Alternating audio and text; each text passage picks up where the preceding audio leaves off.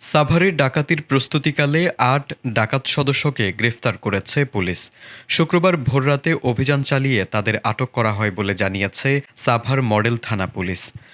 Police জানিয়েছে, ভোররাতে Savar model থানাধীন বিরুলিয়া ইউনিয়নের কালিয়াকৈর শাকিনস্থ গোল্ড স্টার গার্মেন্টস সংলগ্ন একটি বাস ছাড়ে ১৫ থেকে ১৬ জন ডাকাত ডাকাতির উদ্দেশ্যে সমবেত হয়। গোপন সংবাদের ভিত্তিতে পুলিশ সেখানে অভিযান চালায়।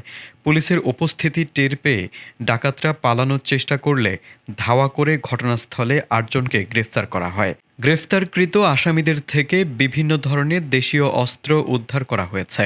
প্রাথমিক জিজ্ঞাসাবাদে তারা দীর্ঘদিন ধরে সাভার মডেল থানার বিভিন্ন এলাকায় ও মহাসড়কে ডাকাতির সঙ্গে জড়িত থাকার কথা স্বীকার করেছে।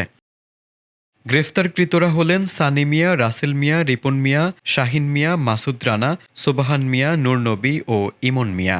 পরে সাভার মডেল থানায় গ্রেফতারকৃতদের বিরুদ্ধে একটি মামলা দায়ের করা হয়। মামলার পর তাদের আদালতে প্রেরণ করেছে পুলিশ।